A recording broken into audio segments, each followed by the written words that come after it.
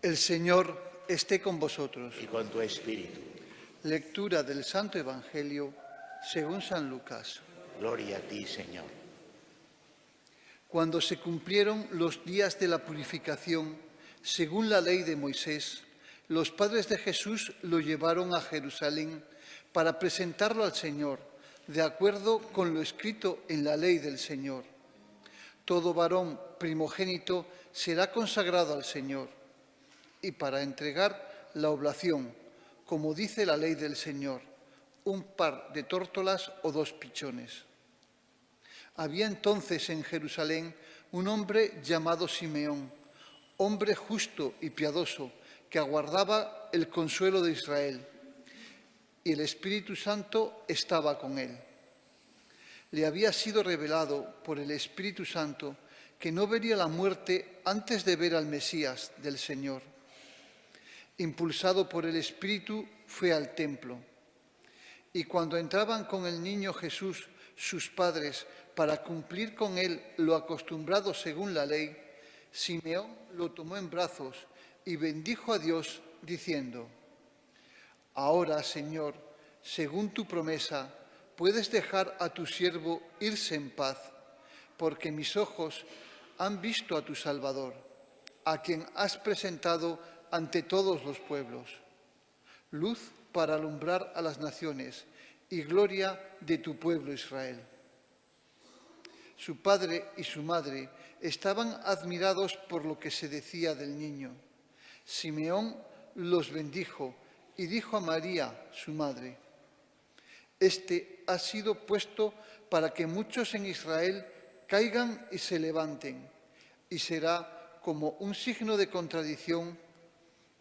A ti misma una espada te traspasará el alma, para que se pongan de manifiesto los pensamientos de muchos corazones.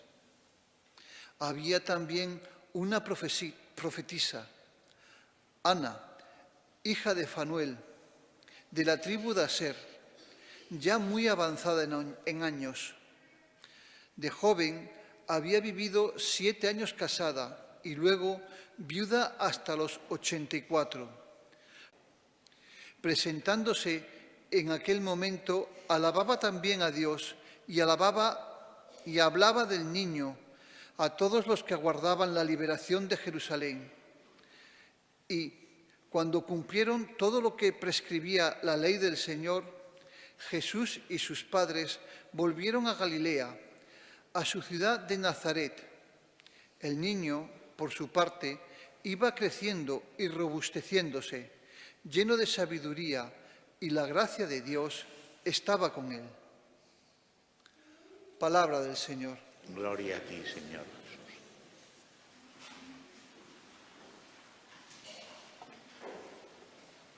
Estamos celebrando las fiestas del nacimiento de Jesús. Y Jesús no nació de una forma tan extraordinaria que nosotros no pudiéramos considerar, todo lo contrario. Fue verdadero hombre y entonces nació en el seno de una familia. Y es precisamente lo llamativo, cómo Dios, para venir hasta nosotros, quiso realmente nacer como nacen todos los niños. Y es más, no solamente quiso nacer como nacen todos los niños, sino que quiso vivir casi toda su vida en el seno de una familia.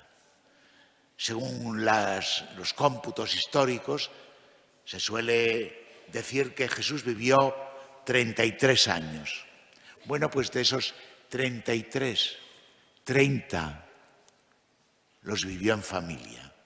Si me perdonáis la broma, y marchó de casa tan tarde como marchan los hijos de las familias españolas. Las familias europeas ven que sus hijos marchan pronto. Acabo de estar con una familia que está en Suecia y ahí a los 18 años los hijos vuelan de la casa. En España, más del 60% de los jóvenes, hasta más de los 30 años, viven en casa, además porque está muy cara la renta y porque está muy difícil encontrar trabajo. Pero el que Jesús haya querido vivir tanto tiempo en una familia nos alumbra y nos da a entender el valor que tiene la familia para la humanización de la persona. Los valores básicos, los sentimientos humanos, esos los recibimos en una familia.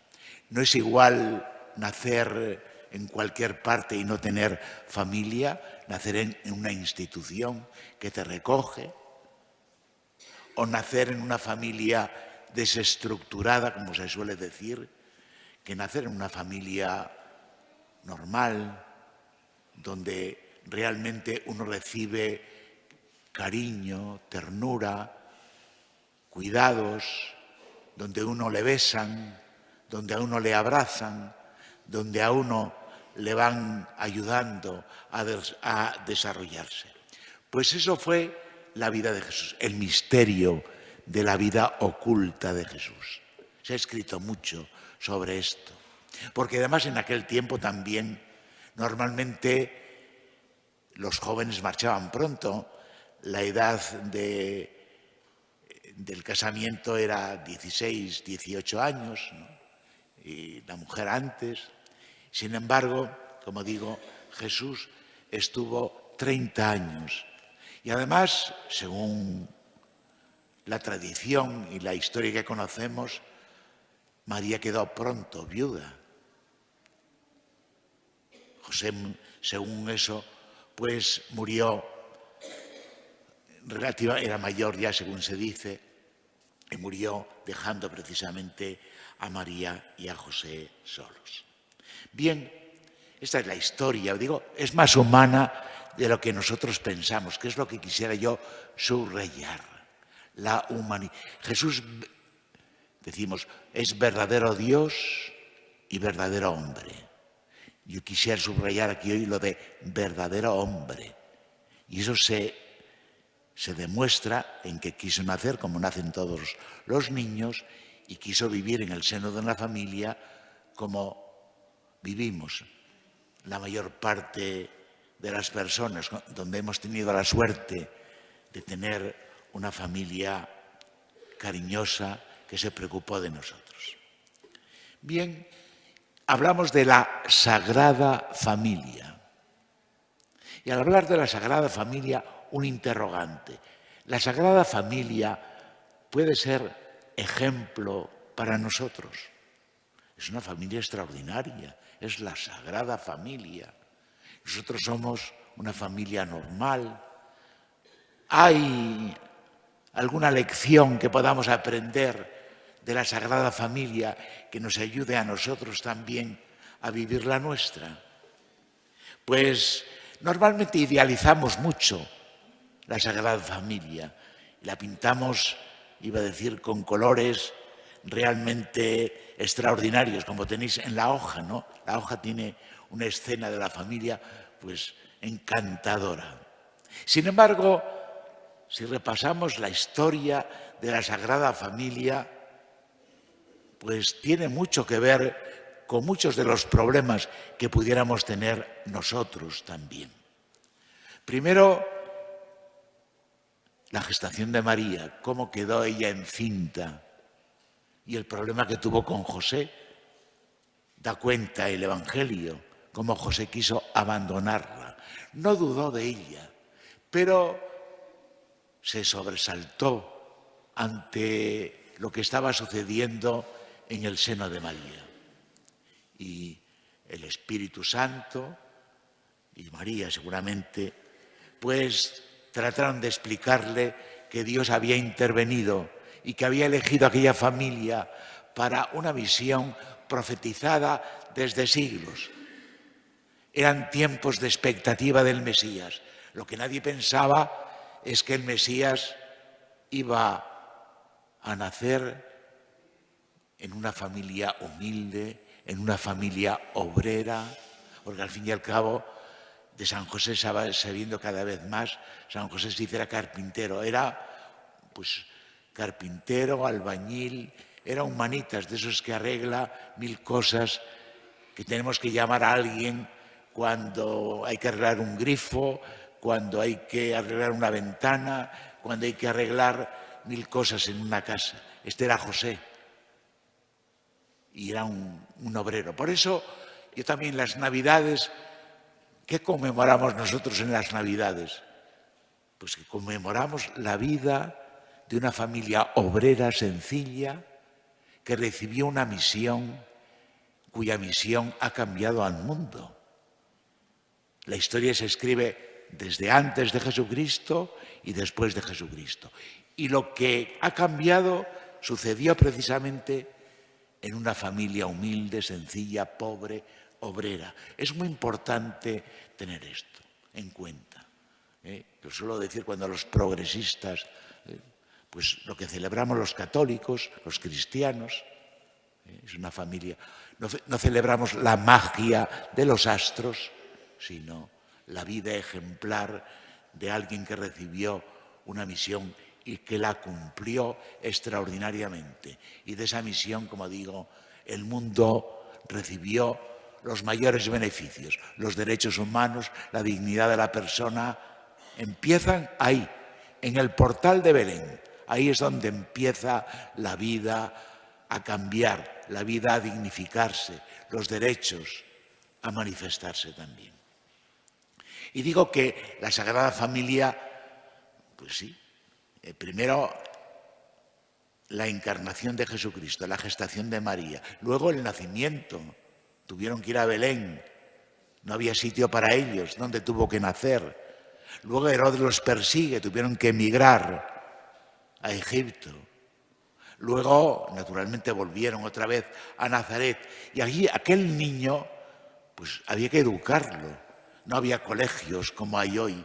La familia tenía realmente una parte preponderante, una parte fundamental en la educación, en la transmisión de los valores, también de la profesión y de la fe. María y José transmitieron también su fe y cuidaron al niño. Y de vez en cuando tenía destellos que los descolocaba, como cuando fue al templo de Jerusalén siendo niño. Luego tanto tiempo en casa. Luego la vida pública. Como digo, esto nos tiene que rebajar un poco ese idealismo que a veces le damos a la Sagrada Familia y que es más cercana y que ha vivido problemas como podemos vivir nosotros y que lo superaron pues con la ayuda de Dios. Bien, hablar de la familia hoy parece de fachas. La familia es una política conservadora. Los gobiernos progresistas no suelen tener un ministerio dedicado a la familia. Y sin embargo, la familia es fundamental. La familia es la institución donde se fundamentan los dos valores más importantes que hay en el mundo. La vida, ¿dónde se genera la vida? Normalmente, digo, en el seno de la familia. Y el amor, ¿dónde se genera el amor? La turbina del amor no suele estar en los ayuntamientos, ni suele hacer fábricas de amor. Es el hogar. Una palabra preciosa, es el hogar familiar, donde nace la vida y donde la vida se humaniza, donde la vida con el amor se va amasando y cuanto más amor, mejor vida, más vida. Por eso es muy importante subrayar el valor de la familia, aunque digan que es realmente eso, de fachas, conservar el valor de la familia, sostener a la familia, es lo más importante. Hoy se habla mucho de la decadencia y del cansancio de Europa y posiblemente tenga relación con la crisis, el desmantelamiento que puede haber también de la institución familiar. Mirad, el paro juvenil está casi por encima del 30% en España, ¿no? Lo cual hace que los jóvenes no puedan contraer matrimonio. Iba a traer un una reflexión que hace un periódico normal a propósito de eso, ¿no? Que la carestía del trabajo, la carencia del trabajo entre 18 y 35 años, hay más de, algunas estadísticas dan el 40%. Sin trabajo no se puede constituir una familia. Además que el trabajo lo necesitamos para desarrollarnos como personas. Por eso, recibir subvenciones sin trabajo va también en detrimento de la persona. Necesitamos crear, y es una facultad que tiene el hombre, y eso fundamentalmente se desarrolla en el trabajo que podemos tener, en la profesión que podemos ejercer. Pues el problema de Europa es un problema también de paro juvenil. O las rupturas matrimoniales, 7 de cada 10 matrimonios. Algo grave está pasando. O el timbre del alarma que ha sonado ya, donde el 40% de las parejas deciden en el momento de casarse no tener hijos y prefieren antes viajar o prefieren tener un perro. Esto, como digo, va en aumento, ¿no? Pues todos estos problemas inciden en el ambiente que creamos en Europa. La familia tiene una misión muy importante y si la familia no cumple con su misión de dar vida, de generar amor, y lo que nos toca a nosotros, hay un grave problema de transmisión de la fe. Hoy las estadísticas de jóvenes, va creciendo el número de familias que no bautizan a sus hijos. Es importante el número de parejas que no contraen matrimonio en la Iglesia. Estamos en un 20%. Me lo habéis oído. De los que se casan, el 20% solo son los que deciden celebrarlo como cristianos en la Iglesia. Todos estos problemas conviene que los tengamos en cuenta, y sobre todo este de la transmisión de la fe. La familia es la primera institución social donde se fundamenta el Estado. Lo ha sido, lo es y lo será. Por eso no es una política de fachas, ni muchísimo menos. Segundo, la familia es la primera escuela, los valores fundamentales por impregnación, por ejemplo, se viven y se asumen en la familia. Y tercero, es la primera iglesia. La familia es también la primera iglesia. Allí aprendemos a rezar, allí aprendemos a conocer que Dios es Padre nuestro, que Jesús es el que vino también a convivir con nosotros, es el Salvador, la Virgen María es también nuestra Madre. Esos valores fundamentales que son básicos en la transmisión de la fe se reciben en la familia. Y este es el que me preocupa a mí más.